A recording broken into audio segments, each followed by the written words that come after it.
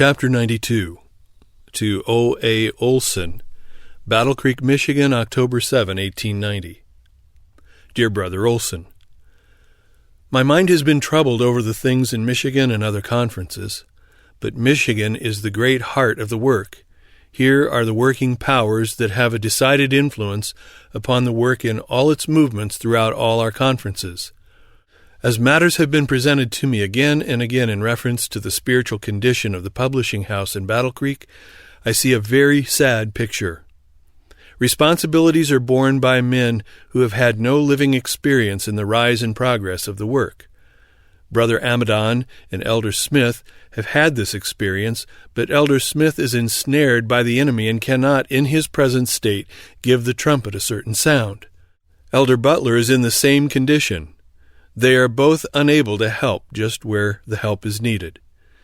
They have by their course made of none effect, with a large number of others, the messages of communication which the Lord has been giving His people the last 45 years. The displeasure of God is upon them both, yet Elder Smith is placed in positions as teacher to mold and fashion the minds of students when it is a well-known fact that he is not standing in the light. He is not working in God's order. He is sowing seeds of unbelief that spring up and bear fruit for some souls to harvest. I know of not one man who has length of experience from the rise of the message to make his voice heard or influence to tell on the cause of God at this time. With the exception of Brother Lunt, nearly all are sleeping in their graves. Those who are living, who have had an experience in the work which the Lord has been pleased to give me, are Elder Smith, Brother Amadon, and Elder Loughborough. Elder Smith will not receive the light God has given to correct him. He has not a spirit to correct by confession any wrong course he has pursued in the past, and thus put up the bars behind him which leads into dangerous paths. I hear everywhere I go objections to the testimonies, quoting Elders Smith and Butler. They do not believe the testimonies. They do not accept that which Sister White has had in reproof of their course. Are not these good men? Have they not stood high in the work and cause of God?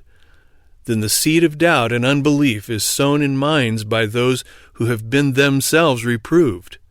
These men are and have been for years counteracting the work the Lord would have done to keep clear eyesight in the church and purge them from wrongs. There are great responsibilities placed on unconsecrated, inexperienced men in our councils in interest connected with the great heart of the work. Their decisions are not all sound, healthy, and consistent. A class have the molding and fashioning that know nothing of my work from the rise of the message. If Elder Smith stood where God would have him, if he had stood in the clear light from years back, his influence would be a power for good. But blindness is upon him, and he senses it not. I have been shown that as he now stands, Satan has prepared his temptations to close about his soul, that if he is not rescued, the banner of truth will not be held aloft by him. Other hands will carry forward the sacred work to its close. Elder Butler will be left in the same position. This was shown me clearly in years past. They are unfaithful. They do not work with the captain of our salvation and keep step with the providence of God.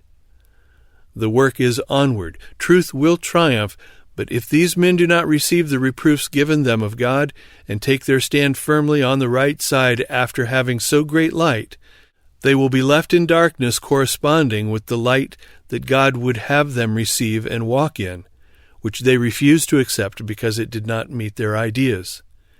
Human feelings, human prejudices, false ideas have been corrupting the gold of character. The most fine gold has become dim. The part that they might act in the work and cause of God to its very close, they do not act, because they will not be set right by the light God has flashed upon their pathway. They have caused the lame in faith to wander and to stumble on the dark mountains of unbelief, and they themselves are so blinded that the angel of the Lord says of them, "And knowest not." There are those who are officiating in the great work who are not walking in the light, Some are fashioned and molded in their experience by these men who ought to guide them and stand as faithful watchmen to give the trumpet a certain sound, but have been, in place of doing this, confusing minds and quenching the faith of God's people in the messages he has sent to them in reproof and warnings. The testimonies of his Spirit that would correct the erring are treated by them in such a manner as to leave many minds shrouded in uncertainty in regard to their true origin, and the voice of God is disregarded just as Satan wanted it should be. Now I come to the point. Elder Loughborough has stood firmly for the testimonies, and should not he who dares to be true be specially cared for? Should not he be placed in a position where he can do the most good? Why should he be required to occupy a position in Nebraska? Why should he be called to that hard and trying field? I see no light in it, and I wish to have you reconsider this matter. The influence of Elder Loughborough is valuable in our churches. Just such a man is needed, one who has stood unwaveringly for the light that God has given to his people, while many have been changing their attitude toward this work of God. I say let Elder Loughborough do a work that is suffering to be done in the churches. The Lord would have his voice heard, as was John's, telling the things he has seen and that which he has heard, which he himself has experienced in the rise and progress of the third angel's message.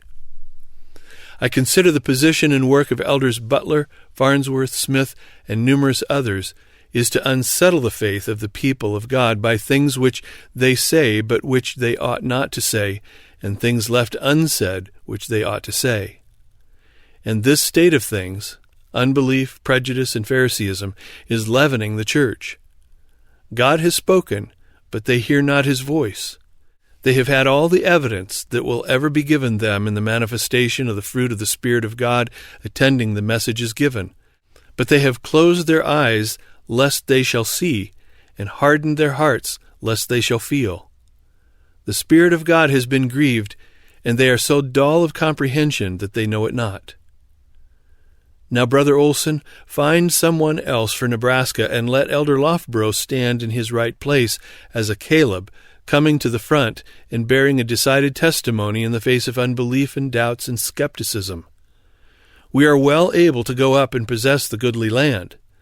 God said of him, My servant Caleb hath followed me fully. Him will I bring into the land. Numbers 14, verse 24. Calebs are most needed in the churches today. Something must be brought into our churches to overcome this unsettled state of unbelief in order to make them vigorous and successful. We need to follow Christ with the whole heart. I ask you to prayerfully consider the situation. Do not fasten Elder Loughborough in a corner anywhere. Do not bind him down to any one special conference. If he has strength for Nebraska, he has the same capability for California. What we need now is to cherish Elder Loughborough, to make as far as possible his experience serve the cause of God in a wider sphere.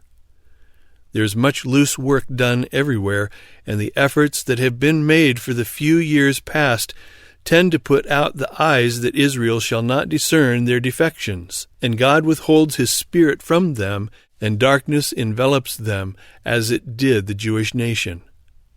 What we want most is not learning and eloquence and the mastery in debating, but heart power, prayer to God in faith for his converting power, thoroughgoing piety.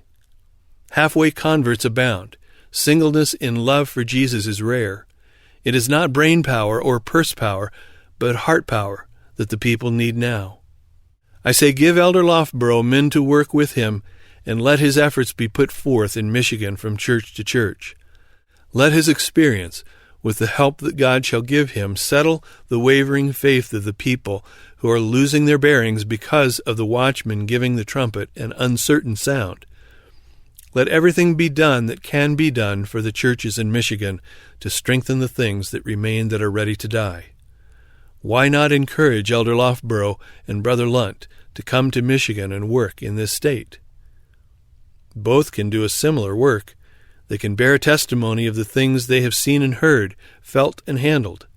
They will do more good in this kind of labor than the whole season of camp meetings, For what the people need is personal effort, and words and influence to settle the faith of those who are now in uncertainty. May the Lord give you wisdom in this matter, but I cannot feel that you are moving wisely in calling Brother Loughborough to Nebraska. Something in line of decided testimony must be heard in vindication of the testimonies of the Spirit of God in our churches. Shall the people have it? Think of these things. May the Lord help you in your decisions, is my prayer. Signed, Ellen G. White.